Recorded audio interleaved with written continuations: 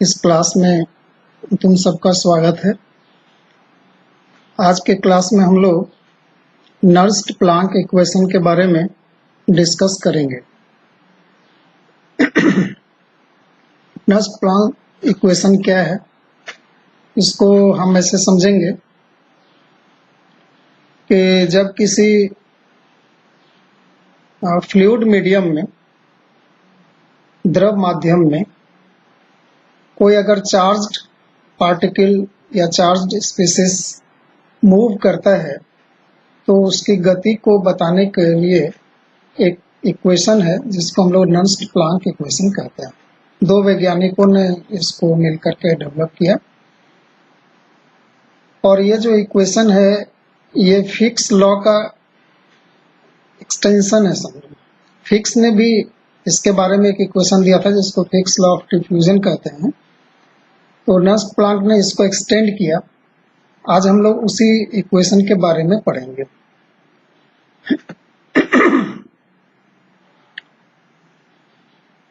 इसको डिटेल पढ़ने से पहले मैं तुमको एक शब्द के बारे में बताना चाहता हूं जिसको हम लोग कहते हैं ड्रिफ्ट वेलोसिटी। इस टर्म को हम लोग पहले ही थोड़ा क्लियर कर लेंगे क्योंकि एक नया जैसा शब्द है हमारे तुम्हारे लिए, और ये इस डिस्कशन में बार बार आएगा। तो ड्रिफ्ट वेलोसिटी क्या है, देखो मैं तुमको दो तरह से समझाता हूँ, एक मेटल सरफेस से लेकर के और एक विलियन से लेकर के। तो सबसे पहले हम लोग विलियन के बारे में ही देखते हैं। जैसे मान लो कि ये एक बीकर है और मान लो कि ये पानी है और पानी में मान लो कि मैंने नमक को डाल दिया, सोडियम क्लोराइड। तो तुम जानते हो कि पानी में जब वो घुलेगा नमक तो Na+ और Cl- बनेगा। तो यहाँ पर ढेर सारे प्लस चार्ज भी रहेंगे पानी में और ढेर सारे माइनस चार्ज भी रहेंगे। ये सभी आयन्स जो होते हैं, सोडियम आयन और क्लोराइड आयन, वो गति करते रहते हैं, विलायक के अणुओं से टकराते रहते हैं, सभी हैजार्ड मोशन में रहते हैं और सब इधर उधर घूमते रहते हैं, पर किसी एक निश्चित दिशा में सब मूव नहीं करते हैं। कुल मिलाकर के अगर उनका देखोगे तुम तो वेलोसिटी, क्योंकि वेक्टर क्वांटिटी होती है, वैश्विक राशि होती है, इसलिए कुल मिलाकर के उनका वेग एक प्रकार से शून्य रहता है, क्योंकि कोई इधर जा रहा है, कोई उधर जा रहा है, कोई इधर जा रहा है, कोई उधर जा रहा है। लेकिन अब हम ऐसा इमेजिन करें कि यहाँ पर हम इलेक्ट्रिक फील्ड पैदा कर देते हैं स्पीकर में। मान लो कि ये एक इलेक्ट्रोड का काम करता है, मान लो ये पॉजिटिव इलेक्ट्रोड है और ये एक दूसरा इलेक्ट्रोड है जो माइनस इलेक्ट्रोड का काम करता है, मतलब एक कैथोड है एक एनोड है। तो जब हम लोग इसको सर्किट से जोड़ देंगे तो यहाँ जो इलेक्ट्रिक फील्ड पैदा हो जाएगा, उसके कारण क्या होगा कि सभी आयन्स एक निश्चित दिशा में बहने लगेंगे। जब आयन्स एक निश्चित दिशा में बहते हैं तो वो कई प्रकार के अवरोधों का भी सामना करते हैं, जैसे फ्रिक्शनल फोर्स लगता है, घर्षण का बल लगता है, जो विलायक के अणु होते हैं उनके बीच में से उनको क्रॉस करना पड़ता है, तो उस फ्रिक्शनल फोर्स को पार करके फिर वो जो आयन्स होते हैं वो मूव करते हैं। तो इस प्रकार का वेलोसिटी को हम लोग ड्रिफ्ट वेलोसिटी कहते हैं। इसको तुम यहाँ से भी समझ सकते हो, मेटल सरफेस से भी। मान लो कि ये एक मेटल सरफेस बना हुआ है, तो मेटल सरफेस है तो यहाँ तो ढेर सारे इलेक्ट्रॉन्स होंगे जो कि जो सरफेस पर होते हैं, जो आउटर मोस्ट ऑर्बिट में होते हैं इलेक्ट्रॉन, उनको लोग फ्री इलेक्ट्रॉन्स भी कहते हैं। तुमने मेटल का फ्री इलेक्ट्रॉन थ्योरी भी पढ़ा होगा। तो इलेक्ट्रॉन जो फ्री होते हैं वो सब इधर उधर हैजार्ड मोशन में घूमते रहते हैं सरफेस पर। सारे इलेक्ट्रॉन ऐसा नहीं होता है किसी एक ही दिशा में घूम रहे होते हैं।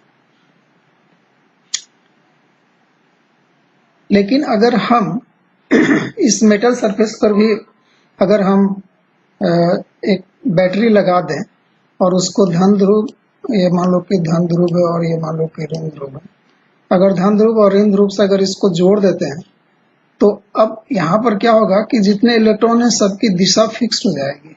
जो फ्री इलेक्ट्रॉन्स हैं वो एक निश्चित दिशा में ही गमन करने लगेंगे। इनको भी गमन करने में क्या होगा कि आपस में भी कोलाइड करेंगे और इसके जो न्यूक्लियस हैं, न्यूक्लियस के चार्ज को ओवरकम करेंगे, तब वो सभी अपने न्यूक्लियस से हट हट करके बाहर दूसरी तरफ जा सकते हैं। तो इस प्रकार से जो उनको हम लोग जो उस फ्रिक्शनल फोर्स को ओवरकम करते हैं उसको हम लोग कहते हैं ड्रिफ्ट वेलोसिटी। इस ड्रिफ्ट वेलोसिटी शब्द का उपयोग हम लोग नेक्स्ट स्लाइड्स में कई बार करेंगे, इसलिए हमने पहले ही उसको डिस्कस कर लिया। अब मान लो कि अब जबकि हम लोग ड्रिफ्ट वेलोसिटी को समझ गए हैं, अब हम लोग एक कंसीडर करेंगे एक सॉल्यूशन। देखो ये बीकर है और मान लो कि इसमें हम लोग कोई सॉल्यूशन को भर दिया, कोई सॉल्यूशन आयनिक सॉल्यूशन भरा है, सोडियम क्लोराइड सपोज कर।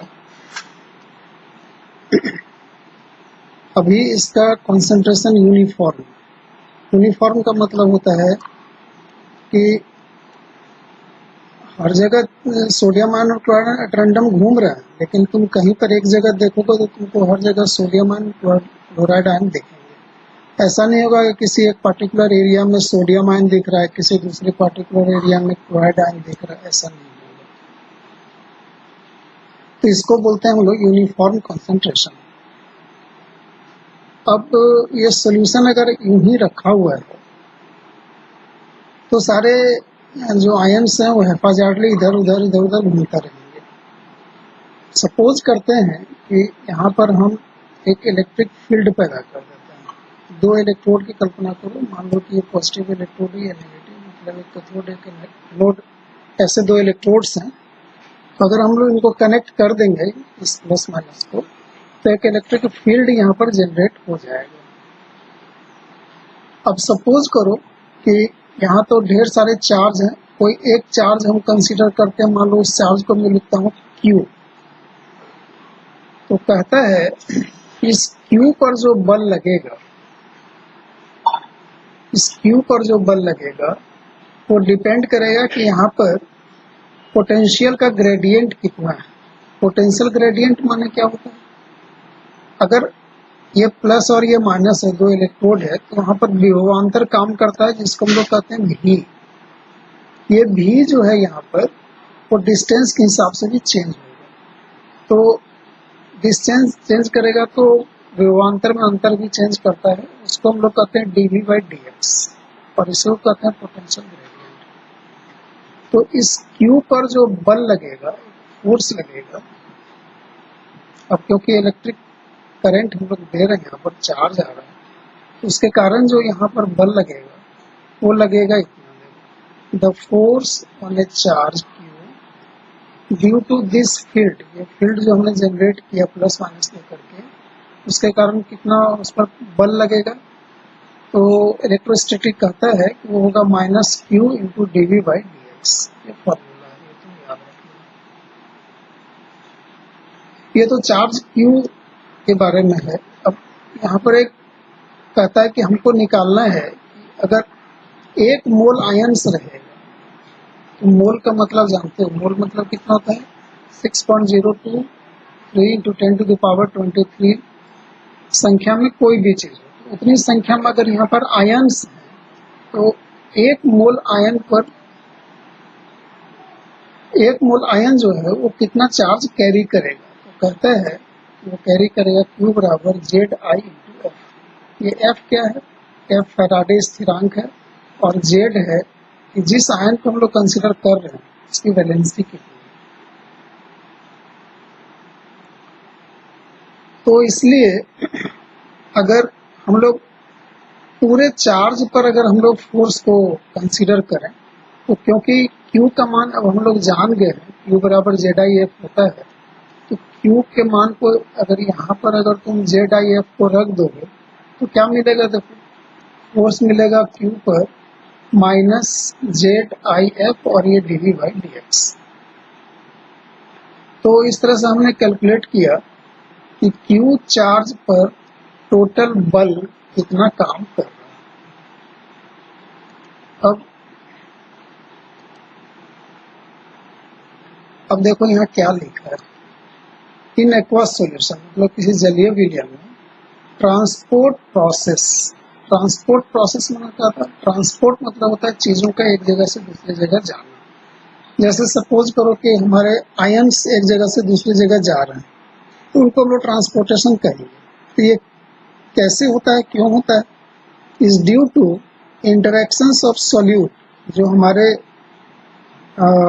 विलेय के कण हैं और विलायक के मोलिक्यूल्स हैं, उनके बीच में इंटरेक्शन होता है, वो लोग एक दूसरे से टकराते हैं, छितराते हैं, और इसीलिए आयन्स एक जगह से दूसरी जगह गमन करते हैं। लेकिन ये जो उनका ट्रांसपोर्टेशन सिस्टम है, वो उसको अपोज कौन करता है? विलायक का जो फ्रिक्शनल फोर्स होता है। विलायक के अणुओं से क्रॉस करके ही लोग ट्रांसपोर्ट होंगे, एक जगह से दूसरी जगह जाएंगे। जैसे मान लो कि ये बीकर है और ये पूरा पानी भरा हुआ है, ये पूरा पानी भरा हुआ है, तो कोई आयन को मान लो कि ये जैसे कोई आयन, अब इसको अगर इधर या कहीं भी जाना है, तो इनके घर्षण बल को तो मुक्त करके ही जाएगा ना। पानी उसको रोकना चाहेगा, लेकिन अगर उसकी ताकत ज्यादा है तो वो निकल जाएगा। ड्रिफ्ट वेलोसिटी अगर ज्यादा है तो उसके घर्षण के बावजूद वो चला जाएगा। तो वही कहता है कि कोई आयन या पार्टिकल अगर ट्रांसपोर्ट होना चाहता है, तो वो उसको अपोज कौन करता है? Frictional force. इसीलिए हमको उस बल को, उस फ्रिक्शनल फोर्स को ओवरकम करने के लिए, इसको उससे ज्यादा ताकत हो जाए, इसके लिए हमको इलेक्ट्रिक फील्ड देना पड़ता है। और इलेक्ट्रिक फील्ड देने से तब वो मूव करता है, और उसी को हम लोग ड्रिफ्ट वेलोसिटी कहते हैं। तो क्या लिखा है देखो, therefore when an ion is acted on by an electric field it tends to move with the drift velocity. ये जो ड्रिफ्ट वेलोसिटी होता है, वो कहता है कि जो फोर्स हम लोग प्रोवाइड कर रहे हैं यहाँ पर, उसका डायरेक्टली प्रोपोर्शनल होता है। अब हम लोग थोड़ा सा कैलकुलेशन करेंगे, बहुत सिंपल है। ड्रिफ्ट वेलोसिटी का हम लोग कैलकुलेशन करेंगे। ड्रिफ्ट वेलोसिटी बराबर क्या फॉर्मूला देखो, mobility of an ion u i. U i क्या चीज है? आयन की मोबिलिटी। मतलब मोबिलिटी मतलब एक जगह से दूसरी जगह जाने की क्षमता, into force on A mole of ion. और उस एक मोल आयन पर कितना बल लग रहा है, कितना इलेक्ट्रिक फोर्स लग रहा है, उन दोनों को अगर हम लोग मल्टीप्लाई कर देंगे तो ड्रिफ्ट वेलोसिटी मिलेगा। तो पिछले स्लाइड का तुम देखे हो कि मोबिलिटी तो यू आई हो गया, और जो फोर्स लगता है वो Z I F into D we by D X लगता है। मान लो इक्वेशन 1। तो अब एक टर्म आएगा तुम्हारे पास फ्लक्स। देखो यहाँ पर ये बार बार एक टर्म आएगा आगे भी, उसको कहते हैं फ्लक्स। ये फ्लक्स क्या चीज है? फ्लक्स को हम लोग जे आई से निरूपित करेंगे। और फ्लक्स है कि एक सेकेंड में इकाई क्षेत्रफल से जितने मोल की संख्या क्रॉस करती है, उसको हम लोग कहते हैं फ्लक्स। जैसे मान लो कि ये कोई बीकर है जिसमें आयन से इधर उधर हो रहा है, तो उसमें तुम एक यूनिट एरिया को कल्पना करो, या तो 1 वर्ग सेंटीमीटर या 1 वर्ग मीटर या 1 वर्ग मिलीमीटर, जो भी एक यूनिट एरिया को कल्पना करो। इसमें से जितने नंबर ऑफ मोल्स क्रॉस कर रहे होंगे आयन के, उसी को हम लोग कहते हैं फ्लक्स। तो फ्लक्स कुछ नहीं है, अणुओं की वह संख्या मोलों में जो यहाँ से एक सेकंड में इकाई क्षेत्रफल से क्रॉस करती है। तो उसका वैल्यू कितना होता है? उसका वैल्यू होता है, कहता है कि जेड आई बराबर सी आई इंटू ड्रिफ्ट वेलोसिटी। सी आई क्या चीज है? कंसंट्रेशन, सांद्रता। अगर सांद्रता ज्यादा होगी तो नंबर ऑफ मोल्स भी ज्यादा होगी, सांद्रता कम होगी तो नंबर ऑफ मोल्स भी कम होगी। तो फ्लक्स भी ज्यादा होगा अगर ये ज्यादा होगा। अब यहाँ पर क्या किया है कि ड्रिफ्ट वेलोसिटी का ये वैल्यू तुमको मालूम है। इस वैल्यू को अगर तुम यहाँ लिख दोगे इक्वेशन 1 से, इस वैल्यू को अगर हम लोग इक्वेशन 2 में लिख देंगे तो इक्वेशन 3 मिल जाएगा। तो जे आई बराबर हो जाएगा, ये सी आई तो लिखा ही हुआ है, और ये इसको यहाँ पर लिख दिया, यू आई को पहले लिख दिया। ये हो गया जे आई बराबर minus U I into C I into Z I F D by D x.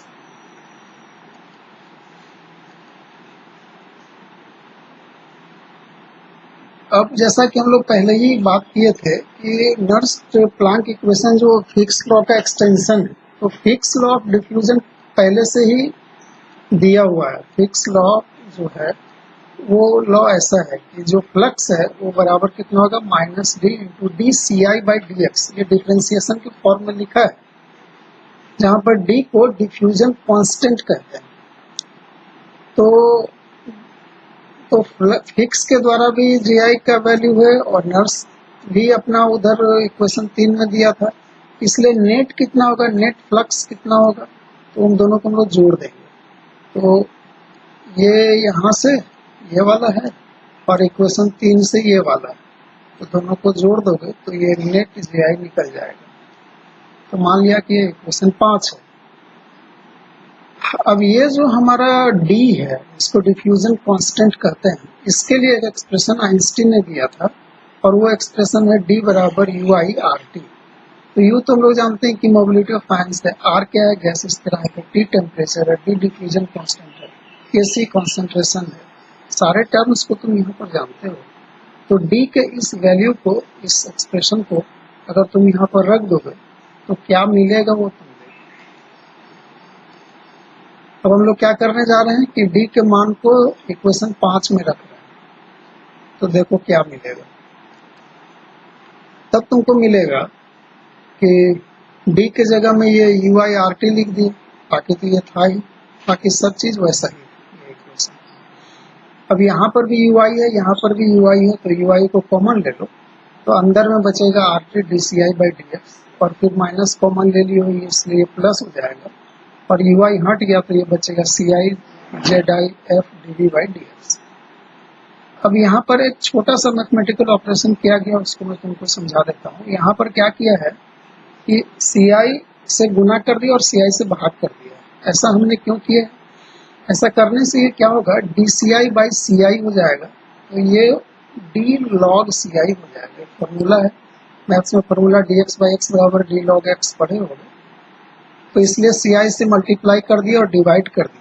अब देखो यहाँ भी सी आई है, यहाँ भी सी आई है, तो सी आई को कॉमन निकाल लिया, हो जाएगा minus U I into C आई, और अंदर में क्या बचेगा, ये आर टी, और देखो ये डी सी आई बटे सी आई हो जाएगा डी लॉग सी आई, और बाकी चीज तो वैसे ही है, डी एक्स सी आई बाहर निकल गया तो ये इतना बचा।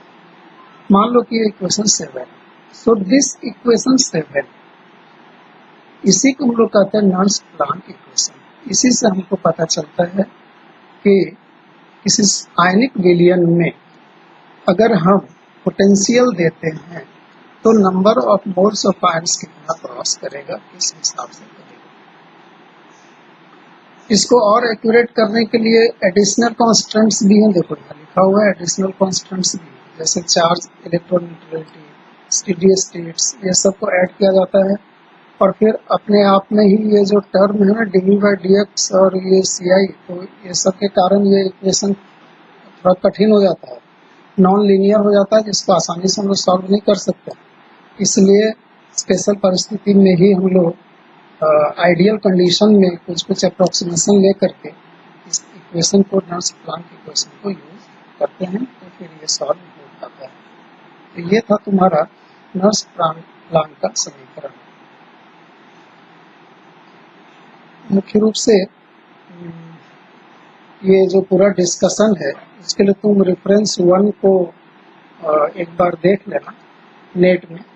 ये रेफरेंस अगर तुम टाइप करोगे तो पूरा का पूरा आ जाएगा, तो तुम और एक्स्ट्रा भी पढ़ सकते हो। और कुछ पूरी शर्मा पठानिया के बुक तुम्हारा टेक्स्ट बुक है, उससे भी कुछ चीज़ों को लिया गया। तो मुझे लगता है कि इन दोनों रेफरेंस का उपयोग करके तुम चीज़ों को और अच्छे से समझ सकते हो।